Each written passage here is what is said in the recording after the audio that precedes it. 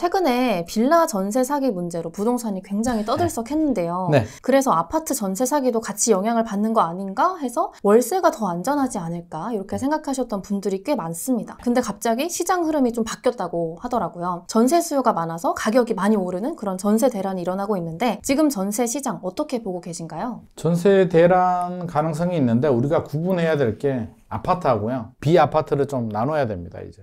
이걸 한 개로 묶으면 안 되는 게 2022년 같은 경우는 매매 가격도 떨어지고 아파트 전세도 떨어지고 빌라 전세도 떨어지고 모든 게 다 동반 하락을 하는데 그 이유를 굳이 찾자면 금리가 미친 듯이 이거는 있을 수 없는 비정상적인 1년 만에 제로금리에서 고금리로 간다는 게 이게 한 30년에 한 번 나올까 말까 하는 이례적인 현상인데 이게 작년에 그게 생깁니다. 지금 생각해보면 우리 기준금리가 3.5%예요. 힘들죠. 힘은 드는데 못 견딜 정도로 그 정도 상황이냐 그러면 그렇지가 않거든요. 2022년만 하더라도 기준금리가 3% 넘어가면 대한민국이 버티지 못한다, 경제가. 그런 얘기를 했는데 3.5%도 버티고는 있잖아요. 그럼 뭐가 문제였느냐? 올라가는 속도가 문제였죠. 미친 듯이 올라가다 보니 이거 패닉이 오는 거죠. 3.5? 그럼 앞으로 얼마가 더 간다는 얘기야? 기준금리가 이 속도면 5%도 갈 수 있겠네? 내가 3년 전에 1%, 2% 받다가 8% 가면 난 파산이네? 이런 공포가 조성이 됩니다. 그리고 두 번째, 이제 금리가 올라가는데 대출금리가 올라가니까 많은 분들이 옛날에 2009년 이전에는 전세는 대출이 없었어요. 서민 주거 안정을 위해서 2009년에 이제 전세 대출을 도입을 합니다. 금융의 지배를 받는 거죠.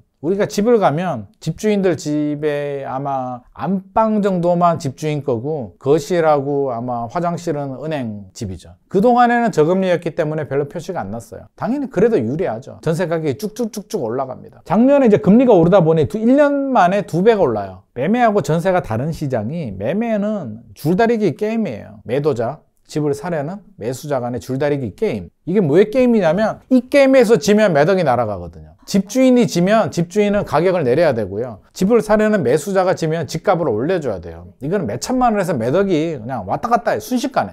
그럼 이거 내가 지면 되냐고. 어떻게든 잡아당겨야 돼요. 잡아당기는데 금리나 정책이나 여러 가지 집값의 버블, 여러 가지 이유 때문에 살짝 지기도 하고 이기기도 하는 시장인데 전세는 그런 게 전혀 없습니다. 그냥 실수요자 시장이에요. 집주인도 전세금 주변 시세가 오르면 그냥 올리는 거고 내리면 마는 거고 세입자도 마찬가지입니다. 세입자가 고민하는 거는 그거죠. 월세로 갈까 전세로 갈까 이 두 가지만 고민합니다. 아니면 다른 집으로 갈까. 근데 작년에 계산기를 두들겨 보니 전세가 당연히 유리한 줄 알았는데 전세가 유리하지 않습니다. 전세 가격이 예를 들어서 50만 원, 월세가 70만 원이었는데 예를 들자면 전세 금리가 100만 원이 된 거예요. 차라리 월세가 낫네? 사람들이 월세로 갑니다. 월세로 가니까 전세 수요가 감소가 되죠. 전세 가격이 떨어지죠. 작년은 매매보다 전세가 더 많이 떨어졌어요. 왜? 다 월세로 가버리니까. 그럼 월세 가격은 올라가죠. 전세 가격은 떨어졌죠. 자, 그게 작년 상황이고 올해 이제 반등을 합니다. 1.3 대책 발표되고 규제 풀고 급매물 소화가 되고 올라가고 금리가 멈췄죠. 더 이상 올라가지 않습니다. 사람들이 이제 알았어요. 이거보다 더 올라가진 않겠구나. 불확실성 제거가 되죠. 그럼 이제 정상으로 돌아옵니다. 그러면 매매 같은 경우는 어떤 상황이냐면 사람들이 급매물을 사는데 상반기까지는 쭉 올라가요. 하반기 되면서 좀 멈췄어요. 왜 멈췄냐면 매수자 입장에서 2022년에 고점 대비 한 70% 정도, 물론 과천이나 강남 같은 경우는 덜 떨어졌고 외곽 지역은 더 떨어졌는데 일반적으로 70%, 그러니까 10억 기준에서는 한 7억까지 떨어졌다고 쳐요. 상반기에 7억 5천? 8억? 9억까지는 회복을 합니다. 물론 지역마다 편차는 있습니다. 자, 매수자 입장이 되어보자고요. 집을 사려는 사람 입장에서 이것 봐라. 지금 9억 주고 내가 사가지고 취득세 내고 재산세 내고 종부세 내고 대출이자 내고 이거 팔 때 또 양도세도 내야 되는데 그러면 이게 얼마가 올라가야 내가 돈을 벌까? 전고점이 10억이잖아요. 전고점을 뚫어도 9억에 사서 전고점이 10억이면 전고점을 뚫어도 1억 가지고 경비 다 빼버리고 하면 실제로 1,000만 원? 2천만 원? 누가 1,000만 원, 2천만 원 벌자고 9억짜리 아파트를 사냐고요. 적어도 2, 3억 정도는 기대 수익을 얻어야 되죠. 그러면 12억이 가야 돼요. 전고점을 뚫어야 돼요. 2021년보다 분위기가 더 좋아져야 돼요. 근데 지금 분위기가 금리가 내리지도 않았죠. 언제 내릴지도 몰라. 2023년에 내릴 거라는 말은 나오는데 미국이 0.25 내려도요 한국은행은 쉽게 내리지 못합니다. 지금도 2% 벌어져 있는데 미국이 내린다고 실시간으로 내릴 수는 없습니다. 이미 벌어져 있기 때문에 미국이 내려올 때까지는 좀 기다려줘야 됩니다. 사실은 올려야 되는데 못 올리는 거잖아요. 경제나 부동산 때문에. 지금 동결이 최선이거든. 그렇게 바라본다면 내년에 금리나 미국은 0.25 정도, 또는 0.5 정도 내릴 수는 있어도 한국은행은 만만하지 않다. 내리더라도 하반기에 0.25 정도 내리더라도 그게 끝이다. 그럼 기준금리 3.25 가지고 우리가 무슨 뭐 저금리, 유동성 이런 거 기대하기는 어렵잖아요. 그렇게 바라보니까 정책도 뭐 여기서 더 풀릴 것 같지도 않고 내년 4월 총선 앞두고 풀어주지도 않겠죠. 집값이 올라도 문제, 내려도 문제니까. 그렇게 바라보니까 사람들이 멈추는 거예요. 매수자들이. 안 되겠다. 일단 관망해야겠다. 자, 관망을 하면 어디로 갈까요? 전세 아니면 월세로 가는데 또 계산기를 두들겨 봅니다. 월세는 더 올랐어. 70만 원 하던 게 80만 원, 90만 원 올랐는데 전세는 뭐 조금 내렸어. 전세 금리는. 전세가 유리하네? 월세 수요에서 다시 아파트 전세로 들어옵니다. 일단. 그럼 전세 수요가 늘어나죠. 매매 수요가 전세로 전환됐다는 얘기예요. 두 번째, 아파트는 기본적으로 전세 가율이 한 50% 정도 됩니다. 한 50% 정도 되는데 우리가 깡통 전세, 역전세 이야기하는데 아파트는 전세 사기 잘 안 당합니다. 10억짜리 아파트에 매매가 10억에 전세가 5억이에요. 그러면 4억으로 떨어지잖아요. 1억 원을 내가 돌려주지 못해요. 이게 역전세입니다. 그러면 세입자는 어떻게 할까요? 우선 변제권이 있잖아요. 내가 대항력을 갖추고 확정일자를 받으면 경매를 넘깁니다. 판결문 받아가 소송해서 강제 경매 넘겨버리게 되면 10억짜리 아파트가 얼마 낙찰이 될까요? 보통 8억, 9억 정도 낙찰이 됩니다. 더 이상 더 내려가지도 않아요. 그러면 세입자는 내 전세금이 5억이죠. 8억이 낙찰되면 5억 그냥 받아가면 됩니다. 그냥 귀찮을 뿐이지 전세금을 날리지 않아요. 반대로 빌라라고 하면 빌라는 한 90% 정도 되거든요. 계산하기 편하게 10억인데 전세가 9억이에요. 안 줘요. 경매 넘겨요. 그러면 8억, 7억에 낙찰이 됩니다. 9억 못 받습니다. 그게 깡통이에요. 빌라는 기본적으로 전세 가율이 높기 때문에 위험합니다. 불안해요. 그러면 지금 또 최근에 막 계속 사기 사건들이 생기잖아요. 뭐 책도 나왔던데 전세 지옥이라고. 그 책 보면 상당히 공감되는 부분이 많은데 수원도 그렇고 지금 계속 진행 중입니다. 불안하죠? 그렇죠. 선택할 수 있는 방법은 두 가지밖에 없습니다. 빌라 월세로 가거나, 월세는 안전해요. 월세로 가거나 아파트로 가는데 빌라 월세는 구하기도 힘들어요. 잘 없어요. 어차피 대출 받을 거 좀 더 받아서 그냥 아파트로 갑니다. 그러면 빌라, 오피스텔의 전세 수요가 또 아파트로 들어옵니다. 그 아파트 수요는 또 늘어나죠. 아까 매매 수요가 들어오고 월세 수요도 들어오고 빌라에서도 들어오고 수요는 늘어나죠. 전세 수요는 늘어나요. 아파트 전세 수요는 늘어납니다. 그럼 반대로 그러면 아파트 입주 물량은, 공급 물량은 줄었죠. 그러니까 전세 물량도 줄잖아요. 전세 물량이 20% 이상 줄었거든요. 1월 대비. 수요는 늘어나고 공급이 줄면 당연히 가격이 올라가죠. 일시적인 것 같아요? 아닌 것 같아요? 전 그게 헷갈렸어요. 왜냐면은 매매가랑 전세가가 항상 같이 움직이는 건 아니니까. 항상 같이 움직이지 않습니다. 그러니까 매매는 멈췄는데 전세는 내려갈 이유가 없습니다. 금리가 다시 급등하지 않는 한. 금리가 7% 갈 것 같습니까? 기준금리가? 말도 안 되죠. 동결이라니까. 동결해서 올려도 0.25, 내려도 0.25입니다.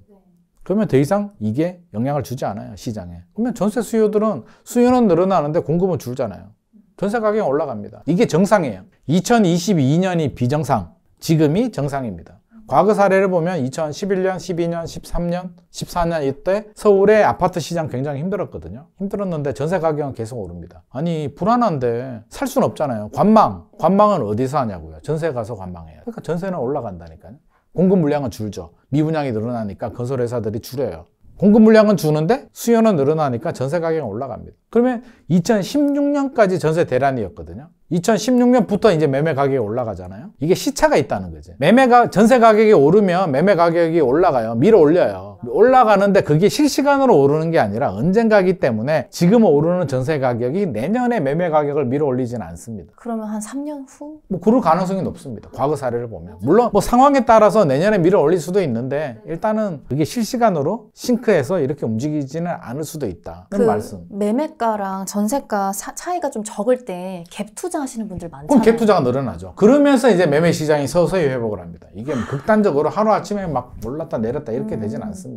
그럼 지금 갭 투자를 노리고 있는 사람들이 굉장히 많겠네요. 서서히 늘어나겠죠. 그게 2024년이 될지 2025년이 될지 전세가 올라갈수록 매매 가격이 정체가 되거나 내려갈수록 갭이 줄어드니까 갭 투자하시는 분들한테는 기회가 될 수도 있다. 그러면 투자자 관점에서 그렇게 전세가율이 높고 전세가가 높아지는 게 좀 좋은 신호라고 볼 수 있는 거예요? 뭐 굳이 나쁘다고 볼 수는 없습니다. 전세가 무이자 대출이기 때문에 무이자 대출 한도가 늘어난다는 얘기거든요. 한도가 늘어나서 나쁠 건 없죠. 하지만 시장 상황은 좀 봐야겠죠. 뭐 지금 바닥이 지났다. 안 지났다 의견이 분분한데 저는 아직은 안 지났다고 보기 때문에 뭐 급하게 서두를 필요는 없다라는 입장입니다. 그래서 봐야 되고 상반기만 하더라도 그런 얘기 많이 했어요. 강남에 입주 물량이 많아가지고 전세가 조금 더 어렵지 않을까? 우리 3월에 개포자의 프레지던스가 3,300세대인가요? 뭐 그 정도 입주했거든요. 3,000세대 정도 입주하면서 많이 떨어졌어요. 8월에 원베일리 2,990세대, 11월에 개포주공 1단지 재건축한 DH 퍼스트이어 아이파크.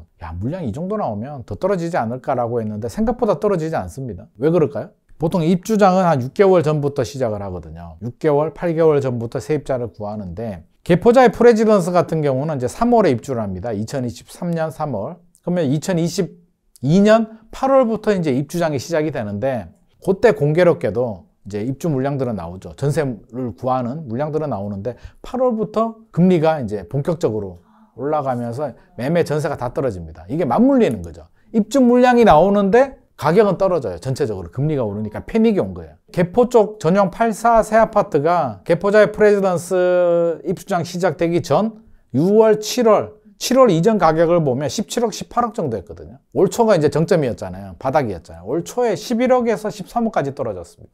지금은 한 13억에서 15억 정도 갑니다. 그럼 원베일리는 사실은 더 올라야 되는데 이런 여러 가지 요인들 때문에 원베일리가 14억, 15억, 16억 정도 하는 거예요. 그러면 지금 DH 퍼스트웨어 아이파크도 6,700세대잖아요. 지금 뭐 13억에서 15억 정도 나오는데 내년 상반기 지나가면은요. 아마 제가 볼 때는 개포 쪽은 17억, 18억 갈 거고요. 원베일리는 20억 갈 겁니다. 전세가가요? 네. 그럼 매매 가격은 개포가 지금 30억 정도 가잖아요. 새 아파트가. 물론 거래는 잘 안 됩니다. 30억. 너무 비싸요. 근데 전세가 18억 가다가 11억 떨어졌다가 이제 서서히 올라가고 있는 추세다. 그러면 반포는 더 좋으니까. 쉽게 떨어지지 않을 것 같습니다. 왜?